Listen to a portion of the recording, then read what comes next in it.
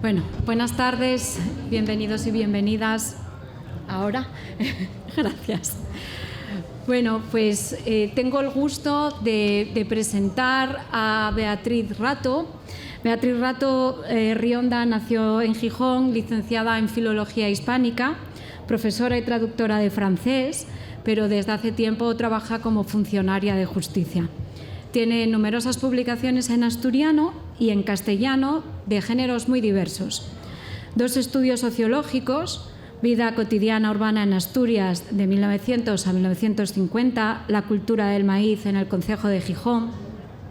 Un libro que recoge anécdotas judiciales que ha ido viviendo a lo largo de todos estos años como funcionaria. Juzgue usted, una novela, Como una gota de miel en el corazón, un libro de recetas de postres, Recetes y ambiones.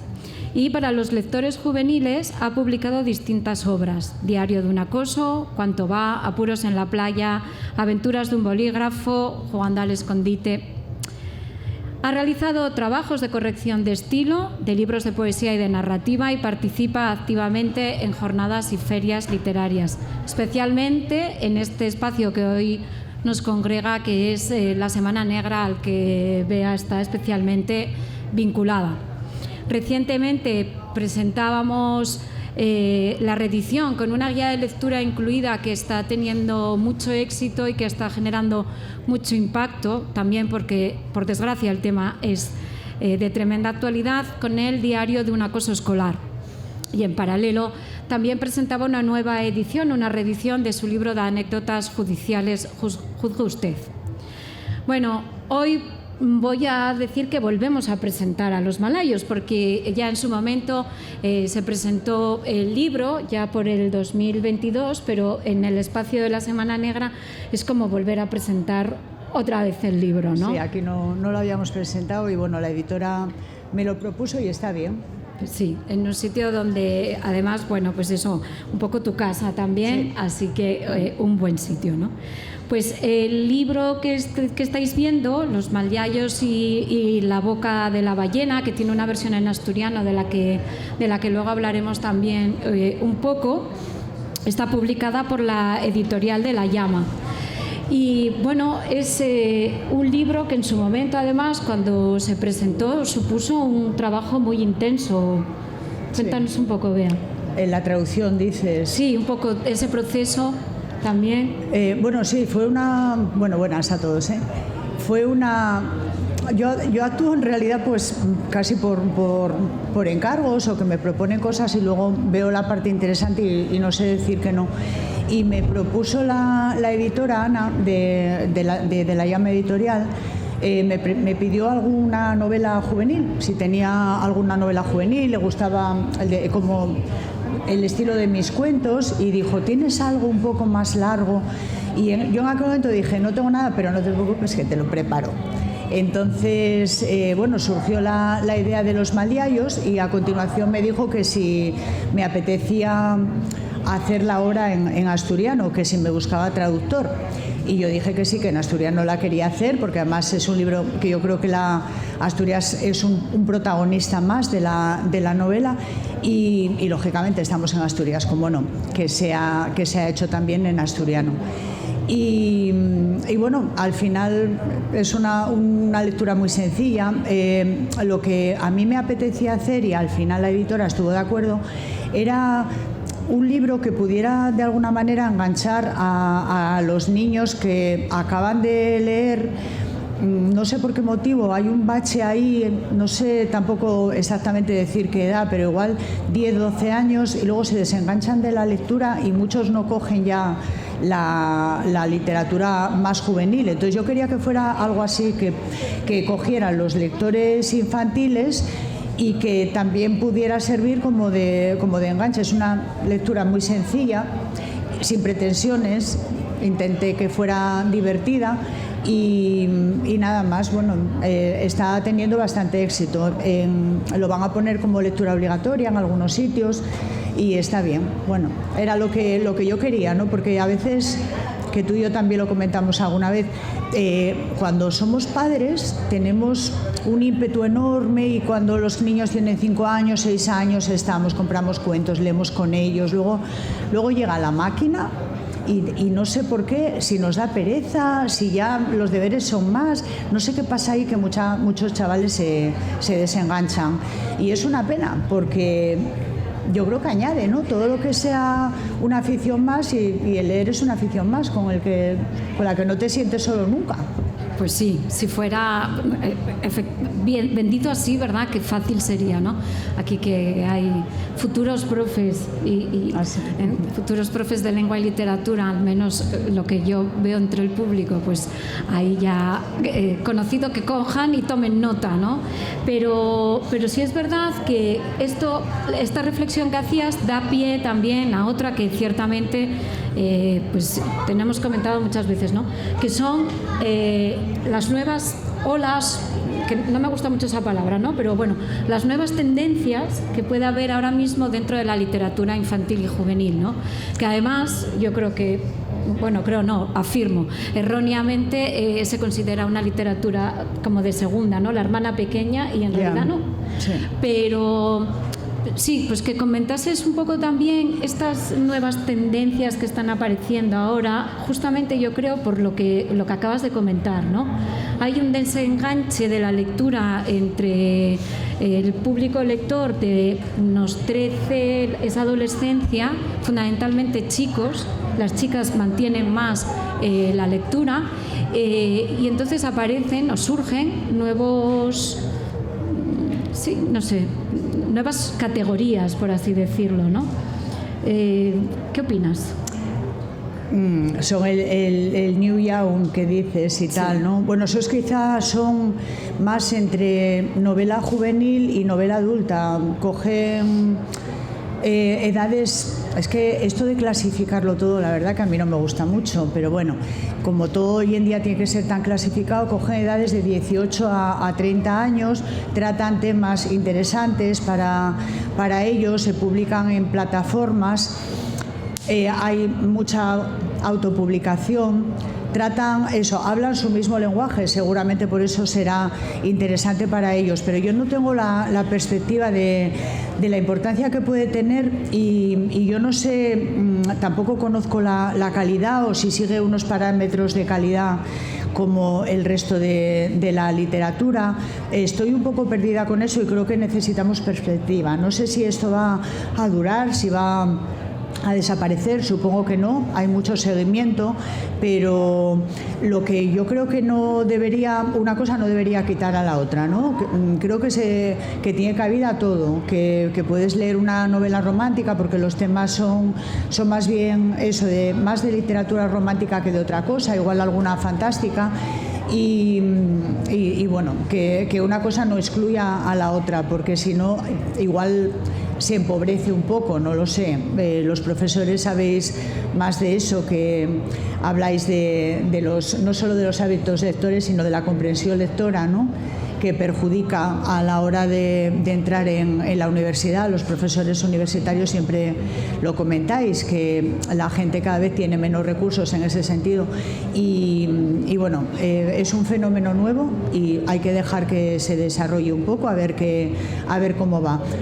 Lo dicho, creo que una cosa no excluye la otra y yo, en vez de literatura infantil, juvenil, de tal año, bueno, yo creo que es interesante la que es crossover, que es lo que yo pretendía hacer, algo que se pueda, como dicen, de niños para niños de 9 a 99 años, ¿no? Bueno, que lo cojas y en un momento determinado te pueda hacer gracia y pases un buen rato y nada más, sin mayores pretensiones.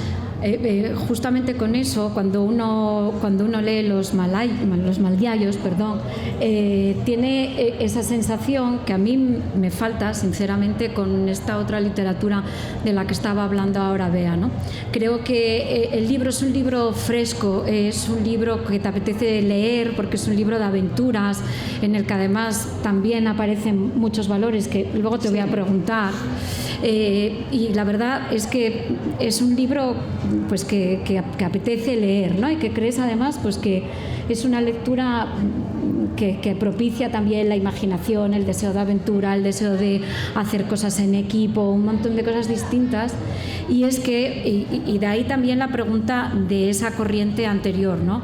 O sea, la literatura es una manera de entender el mundo, nos ayuda a entender el mundo, ¿no?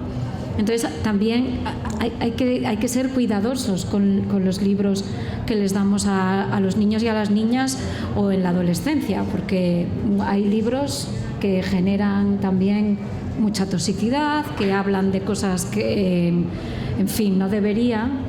Y justamente ese tipo de novelas románticas pues a veces no sé si ayudan o confunden un poco más de la cuenta, ¿no?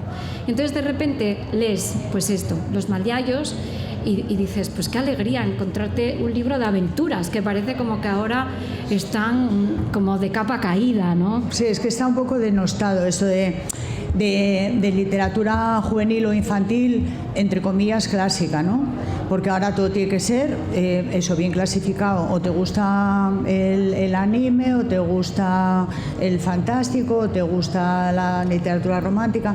Pero bueno, que lo que acabo de decir, una cosa no quita la otra. Entonces a mí me parecía algo que pueda ser interesante para chavales de 12, 14 años, pues en ese momento lo que nos interesa más es el grupo, los amigos, y lo planteé como algo así. No hay que ir muy lejos porque Asturias es mucha Asturias, y el occidente asturiano, que es donde transcurre la novela, es un lugar a descubrir por los urbanitas de Gijón y por los de la zona centro, que a veces no vamos más allá porque nos queda un poco lejos esa incomunicación que también nos preserva, ¿no? Y se trata de eso, un viaje un poco iniciático, porque son unos chavales que a mí me apeteció, bueno, me divertí mucho creando los personajes. Yo creo que los trabajé mucho. Antes de empezar con lo que era la escaleta de acontecimientos, trabajé mucho los personajes. Todos tienen sus defectos, sus virtudes, su manera de entender las cosas. Quería que fueran deportistas y busqué que fueran ciclistas, porque el ciclismo es un deporte donde los chavales, chicos y chicas, salen a entrenar juntos, luego cada uno compite, pero donde ellos hacen mucha piña y tienen mucha relación, que es muy bueno también, ¿no? Que en ese momento de la adolescencia puedan convivir y busqué que fueran de una villa, por eso son maliayos, porque son de Villaviciosa. Porque igual aquí en una ciudad grande tenemos una relación distinta entre nosotros, pero bueno, en una villa hay una relación todavía más de calle. Entonces el entrenador los coge en una autocaravana y se van a preparar la pretemporada a la zona de Tapia, al camping de Serantes. Y luego desde ahí se desplazan a hacer entrenamientos, pero claro, al llegar allí se encuentran con que hay una persona que ha desaparecido y se vuelcan todos en descubrir dónde está esa persona y los problemas que hubo a continuación. Y ellos, bueno, como un poco como la literatura clásica infantil, pues ellos mismos, tirando de sus propios recursos, van solucionando la cuestión.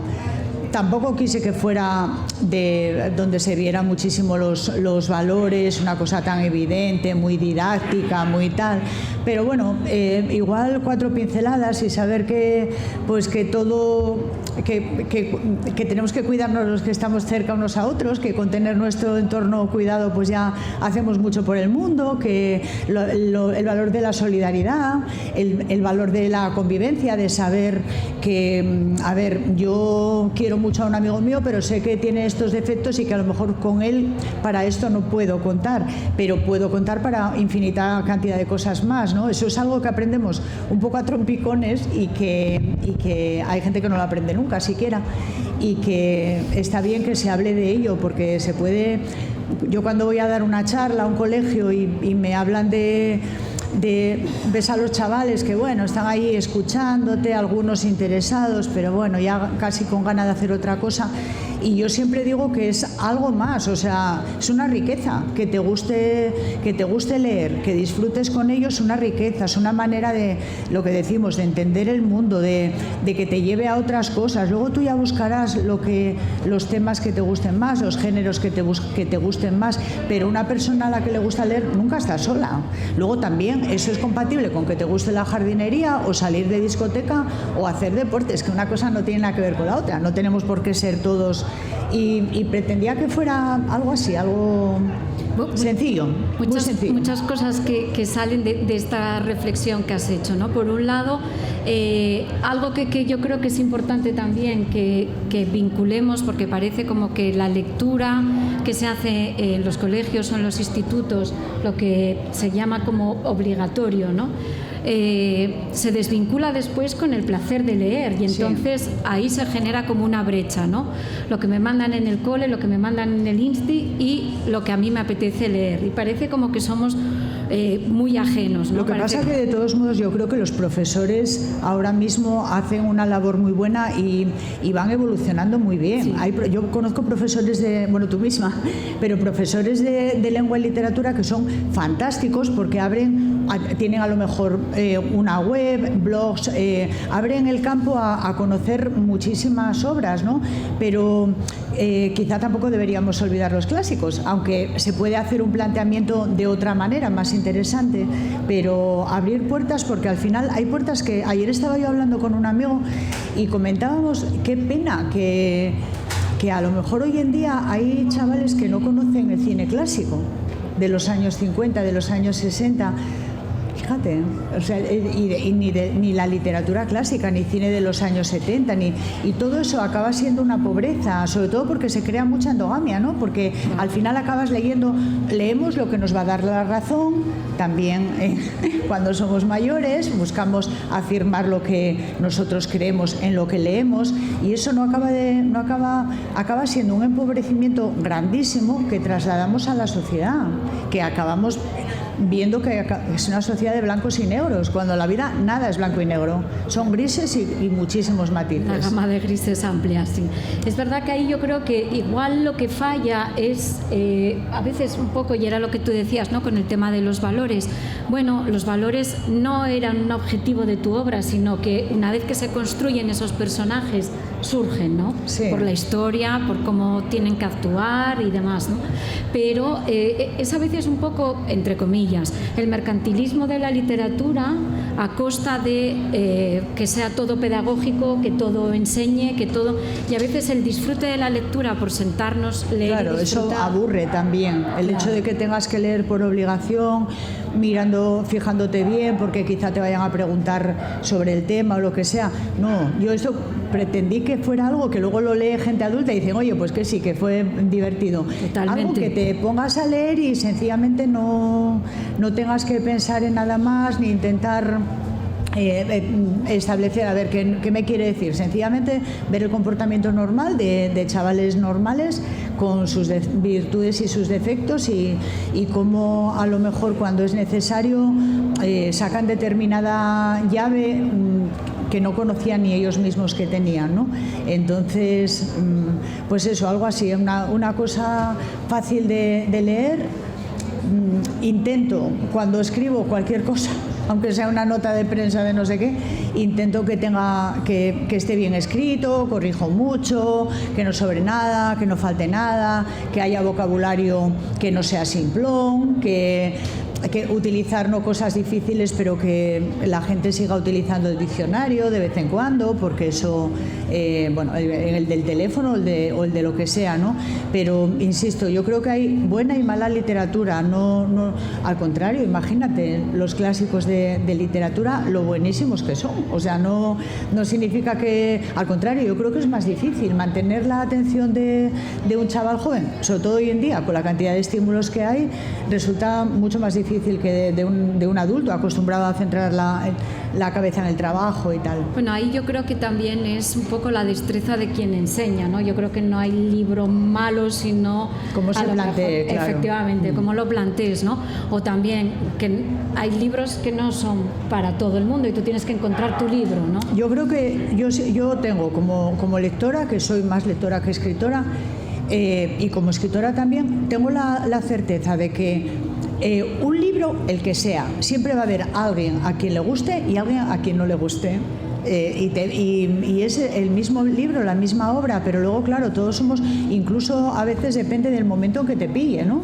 O como cuando ves una película o una serie, depende de en qué momento te pille, dices tú, pues mira, qué estupendo, o dices, mira, no, igual lo pillé yo mal, pero entonces sí que hay que sacar la parte buena de cada uno. Por lo menos yo cuando presento libros de otras personas y eso procuro que sea así, ver la parte fuerte, que todos los libros tienen una parte fuerte.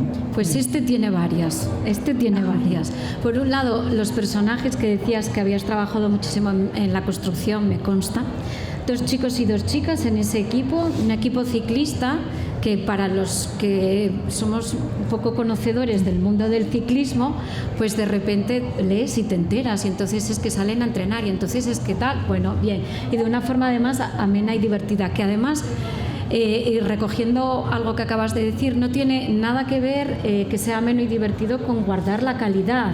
Y el libro, sí, no, efectivamente, al contrario, todo lo una contrario. Cosa para que algo sea ameno tiene que estar muy trabajado. Efectivamente. Y en la simplicidad está lo más difícil. Sí. O sea, a veces ves obras de autores que dices, pero vamos a ver, si es que aquí no sobra ni una coma, porque si quitáramos esa coma ya perdería esto, y es perfecto. A veces yo creo que incluso hoy en día tendemos yo creo que a muchos libros les sobran 200 páginas, fíjate. Es posible. Sí.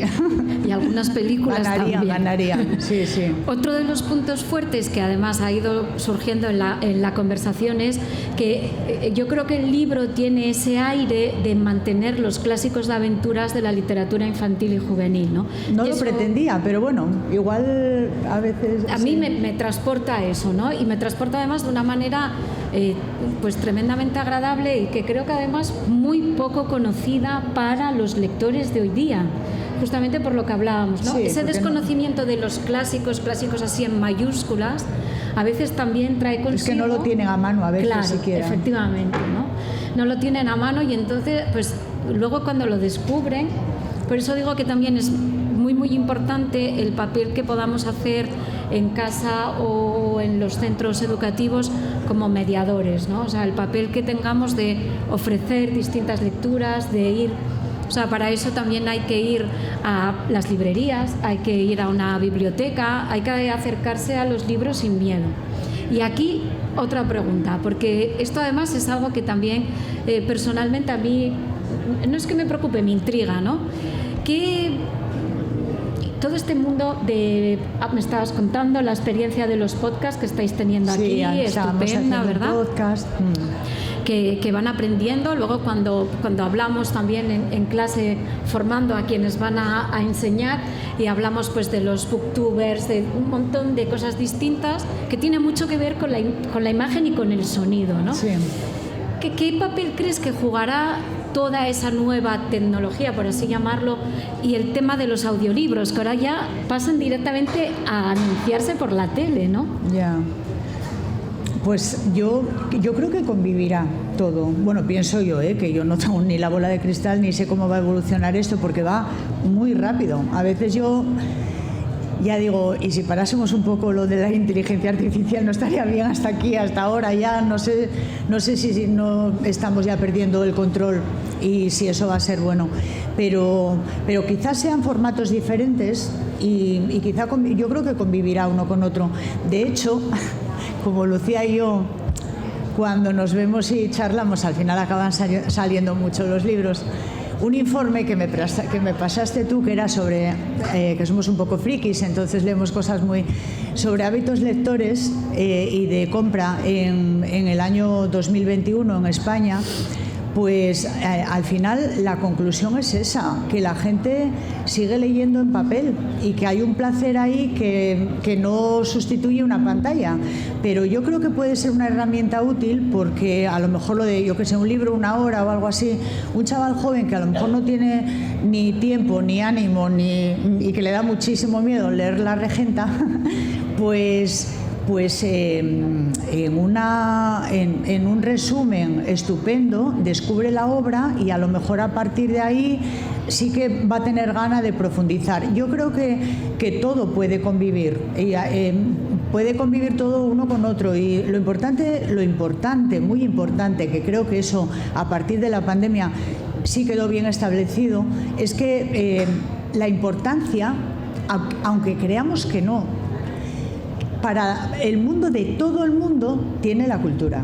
Bueno. Porque ¿qué habría sido de nosotros en la pandemia si no hubiéramos tenido libros, acceso a revistas o a periódicos que nos llegaban por el móvil o a series de televisión? O sea, es que pensamos que el ser humano necesita descansar, necesita reponerse y eso siempre se consiguió con el mundo de la cultura. Hoy en día está en muchísimos sitios, es fácil acceder a ella. En algunos casos los clásicos o tal ya son más complicados, pero pienso que puede convivir uno con otro y que eso ya queda. Lo de los hábitos lectores me quedó muy claro que va a ser así. Todo va, no sé en qué tanto por ciento, pero sí que yo confío, yo soy muy optimista, la verdad, y pienso que aunque nos parezca que no, todo el germen que va sembrando en los chavales de que, bueno, pues mira, descubrí este libro o tal profesor me habló de esto, y a lo mejor hay paréntesis, ¿no?, en la vida de ellos, y a lo mejor hay gente que te dice, jo, yo dejé de leer de los 20 a los 30 años, pero a los 30 volví. Y no quiere decir que no hagan otra cosa. O sea, pueden salir de copa, salir de discoteca, ir a jugar al fútbol o ir a ver al Sporting y llegar a casa y leer un rato. Es que una cosa no quita la otra, pero enriquece. Total. Era una pregunta un poco trampa, porque yo creo que todas estas nuevas tecnologías, estas nuevas maneras de entender la literatura, me parecen una oportunidad magnífica para que luego estos chicos y chicas lean. Al final, pues ha habido lecturas pues que acercan de repente la mitología griega y después pues se enganchan a leer la Odisea o la Ilíada, y si llegas y les dices léete la Odisea, pues hombre, igual un poco reticentes son, ¿no? O sea que yo creo que al final este tipo de obras o este tipo, pues un booktuber o tal, bueno, a lo mejor me salto aquí, no soy muy dogmática con esto, ni muy académica, pero es que creo que es una manera de acercar al público más joven la literatura. Por ejemplo, el podcast que se empezó este año, de la mano de David Acera, aquí en la Semana Negra, pues hay unos profesores que junto con unos alumnos que están de vacaciones, pero bueno, tienen el ánimo de venir y van a entrevistar a escritores, a grandes escritores que vienen a la Semana Negra y bueno, pues me imagino que eso es lo que yo digo, el germen. Luego ya en algún momento fructifica. Yo estoy segura de que de alguna manera fructifica. Y bueno, sé que nos queda un minutín, pero sí quería otra de los puntos fuertes para cerrar con eso, aunque tú ya lo dijiste, yo sí que quería volver a destacarlo, es la descripción de Asturias. Sí, eso también quería meter yo a la gente gana de Asturias. Total, entra más. Y incluso. Creo que sí que lo conseguí porque, claro, bueno, por lo que me comenta la gente que lo lee y tal, ¿no? Jo, es que, oye, qué maravilla. Digo, pero si es que La boca de la ballena es, que además la ilustradora lo representó muy bien, es un mirador que hay sobre el embalse de Salime, que tiene esa forma, que está hecho por Vaquero Turcios, y ahí es donde se desarrolla toda la aventura. Y es que y también ves en los personajes el impacto, ¿no?, a veces por la naturaleza. Y dices, esto, qué maravilla. O lo de ir a hacer pesca submarina y disfrutar de... Es que Asturias es mucha Asturias. Y también la gastronomía, porque hombre, sale claro, ahí sí. Bien, que eso no puede faltar tampoco en nuestra región. Los pescados a la plancha. Bueno, si nos dejáis, vea y yo seguimos. Y yo que soy de la casa, sé que tengo que cortar, o sea que no me vayan a echar la bronca. Pues nada, Pues, muchísimas gracias. Un placer charlar con Bea y un placer también la lectura del libro, que realmente es un gustazo y una lectura estupendísima para verano, otoño, invierno, primavera. Muchas gracias, Lucía. Gracias.